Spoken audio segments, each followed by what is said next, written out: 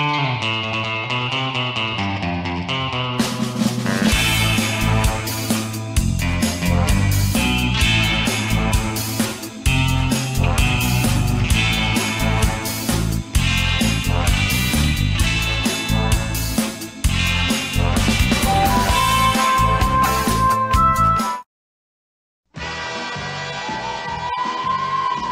this city, there's crime on every street. But one man has seen enough. He's Lieutenant Frank Drebin. Whatever scum did this, not one man on this force will rest for 1 minute until he's behind bars. Now let's grab a bite to eat. He's a good cop who's having a bad day. His best friend Everyone should have a friend like you. is in a coma. As soon as Nordberg is better, he's welcome back at Police Squad. But I wouldn't wait until the last minute to fill out those organ donor cards. His girlfriend asked him to look her up. Nice beaver. Thank you. I just had it stuffed. Let me help you with that. And his city is in the hands of a master criminal with a sinister plan. I must kill the Queen. How can any police story contain this much action? This much romance?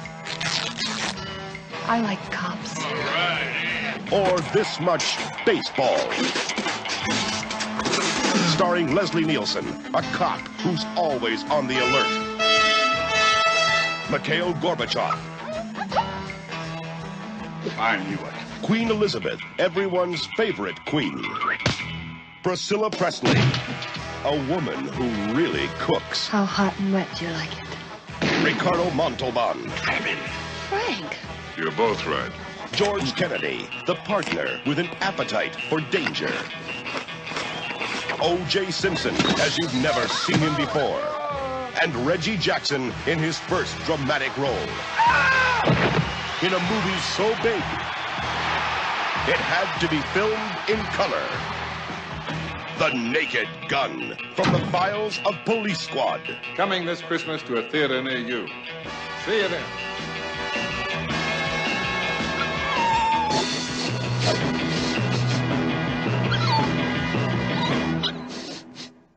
Welcome to the latest episode of the B Movie Club. I'm your host, Kevin. This will be discussing the 1988 comedy classic, The Naked Gun, starring Leslie Nielsen, Priscilla Presley, Ricardo Montalban, and of course, O.J. Simpson. For those who join us for the first time, each week on the B Movie Club I discuss certain guilty pleasures and forgotten classics of the past. Go ahead and go to our page on Facebook, Original B Movie Club, and give us the big thumbs up. Go to our page on YouTube at KD9575 and hit subscribe. It's totally free. And don't forget to follow me on Twitter at The B Movie Club. Get all the latest updates whenever I post a new video, interesting links about this genre, if you will. Don't forget to spread the word because, as I often say, the more, the merrier. Okay? Naked Gun. In this movie, Lieutenant Frank Drebin works for a special division of the LA Police Department called the Police Squad, where I guess they handle very important things that are going on, okay? His partner was brutally shot down, but miraculously still alive. But he's on the case. He's going to find out what the story's going on. Now, meanwhile, there's a special visit from the Queen of England, Queen Elizabeth II. She's coming into LA on kind of a diplomatic, I don't know, some kind of diplomatic thing. She's just coming around to shake hands and say, how's it going? So he's in charge of her, keeping her safe for some reason, as well as getting to the bottom of this crime. Now, while snooping around, he finds out that his partner, because he was unaware of this, was undercover working for this shipping magnate named Vincent Ludwig. And by hanging out with him, he discovers that there's a plot to assassinate the Queen. Now, this plan uses something called sensory-induced hypnosis, where certain people are wearing like watches or, I don't know, medallions, earrings, brooches, whatever. And if he hits a little, like something on his keychain, boop, it makes a noise, and who's ever wearing the watch or whatever is instantly, now they're assassins. So people who were normally not violent people, who are not normally assassins, they're on the case, okay? So Frank Drebin is out to foil the crime, of course. The problem is he's a bumbling fool who creates as many problems as he solves. So even though he correctly identifies Ludwig as the source of the problems, he's such a fool that no one believes him, okay? So this is a problem. This is a big issue that he's having to deal with, okay? There is the climactic scene towards the end of the movie where the Queen is visiting a baseball game. It's America's pastime. Okay, to watch the California, at the time, the California Angels take on the Seattle Mariners. And a assassination attempt occurs. Frank's there, going undercover in disguise as multiple identities. He sings the national anthem. He's an umpire, all the way to try to foil the crime. So there you go. I don't want to spoil everything. Along the way, he meets a love interest, Jane, who is an assistant to Mr. Ludwig, but isn't a criminal. Okay, she was, she wanted to spend time with Frank, but Ludwig asked her to, get a little closer in case he found out anything. But she's not a criminal. But it causes problems in their relationship, as you might imagine. Again, I don't want to spoil everything. I don't want to give it all away. Okay? Let me just break it down for you. This movie was written and directed by David Zucker, Jerry Zucker, and Jim Abrams, the famed trio who did such films as the Kentucky Fried Movie. They did Airplane, they did Top Secret, the list goes on and on. It's all this serious stuff going on here. And when they did Airplane, it was such a new and interesting thing that they did, because it was essentially, they took whole scenes from previous movies, like serious films, and redid them to great comedic benefit. So now they did the same thing with this movie, The Naked Gun. There's an opening scene where he's taking on the evil world leaders. It's kind of an homage to James Bond movies, where same thing, he's like in Beirut or some foreign locale and he shows up to cause problems. There's the scene where the mayor's talking to Frank and she says, I don't want another problem like you had at the downtown last year. That's my policy. Well, when I see 3 guys wearing togas stabbing a guy in full view of 100 people, I shoot the bastard.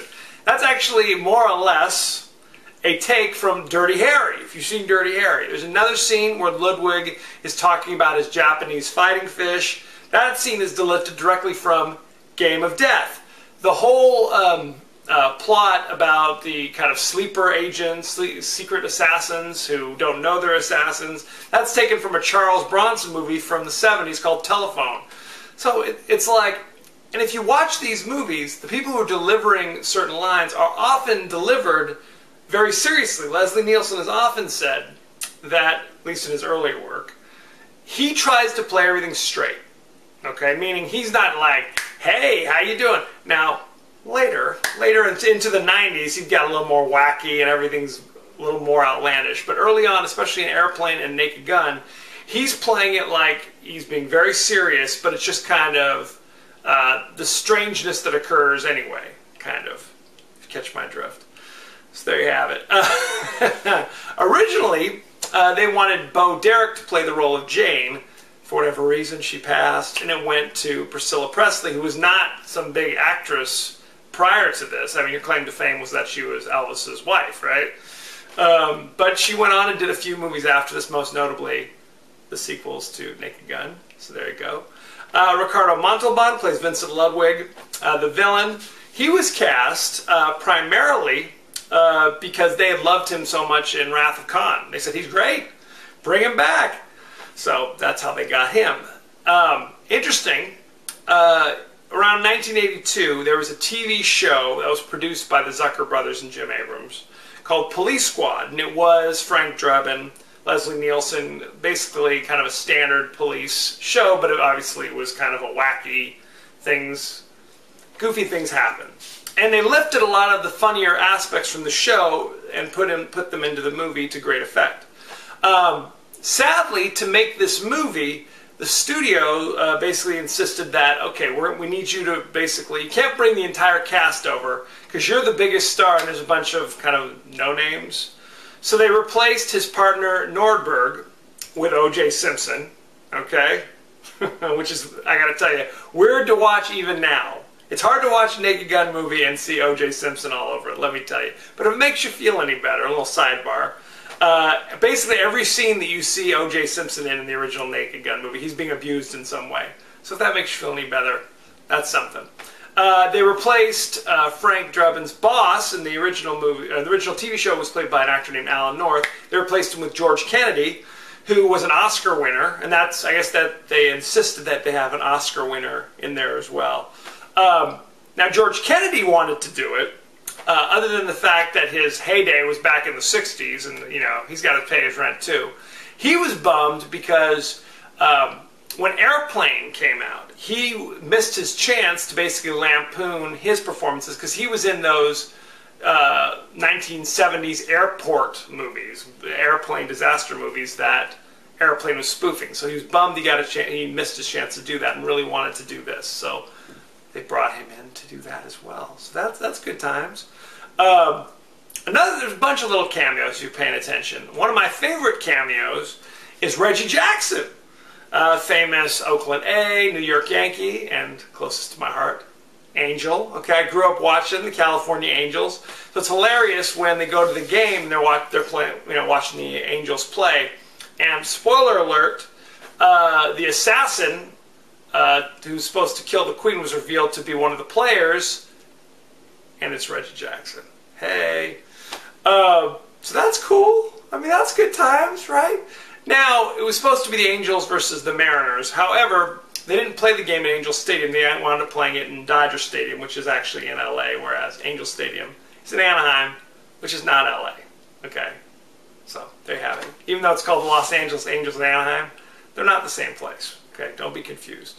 So, good times had by all. This movie is still pretty hilarious. I mean, granted, I've seen it 10,000 times, and the joke's kind of, after you've seen a joke 1,000 times, it's not as funny as the first time, but it's still quite hilarious, in my opinion. It's right up there, in my opinion, with Airplane and Top Secret. All of those really good original Abrams Zucker productions before they really went off the rail. Naked Gun 2.5 was the sequel. Not the best. Naked Gun 33 and the Third is unwatchable. Don't even bother. It's god awful because they, like I said, it was like they take a certain premise, they play it up to good effect, and then by the other movies they're just beating it into the ground, and it just isn't as good, in my humble opinion. So there you have it. It currently has an 86% fresh on Rotten Tomatoes, so it is still streaming instantly on Netflix. Rush out and see it. Send me any favorite scenes, favorite quotes, comments, and questions, and I may, of course, talk about it on the show. Next week, moving away from the comedy stylings, we're going to be doing that horror classic, The Others, starring Nicole Kidman. It's very creepy. It is also streaming instantly on Netflix. Check it out. There's a big twist at the end, an M. Night Shyamalan-esque twist, so I'm not going to spoil it, at least not right now. Okay, spoiler alert. It's great, it's creepy, a lot of interesting mood that's created, so check it out if you haven't seen it. Along with The Naked Gun. Watch one, then watch the other. So there you have it. Good times. Don't forget to go to our page on Facebook and hit the big thumbs up. Don't forget to go to our page on YouTube and subscribe. Don't forget to follow me on Twitter at the B Movie Club. As you know, I end every episode with a totally out of context quote, and here it is. Jane, since I've met you, I've noticed things I never knew were there before. Birds singing, dew glistening on a newly formed leaf, stoplights. There's a couple other kind of, it's like, if you're not paying attention, there are a couple little zingers in there that I just think are hilarious. Good times had by all. So again, thank you for joining us. Next week, The Others, streaming instantly on Netflix. Be well.